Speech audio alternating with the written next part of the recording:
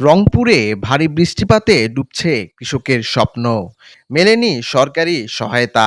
আকাশছোঁয়া স্বপ্ন নিয়ে মাঠে ফসল বুনেছিলেন প্রান্তিক কৃষকরা, কিন্তু গত কয়েকদিনের ভারী বর্ষণে সেই স্বপ্ন এখন পানির নিচে।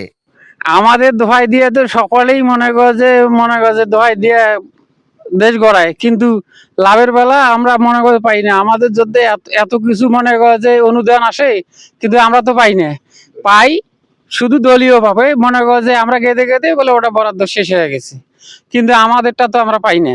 হ্যাঁ, এই যে মনে করে যে 20 কে 20 জমি মনে করে যে ডুবে গেছে, এই জমিগুলা মনে করে যে এখন আমরা যে ধান তো পাবোই না, এখন নাড়ার যে কাটিয়ে আনবো সেটার পয়সা হচ্ছে না।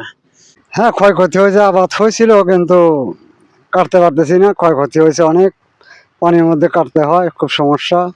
দাবি আর কি, সরকার যদি কিছু হেল্প করে, সহযোগিতা করে ভালো, আর না করলে তো আর বড় সমস্যা, কৃষক মরলে তো শেষ।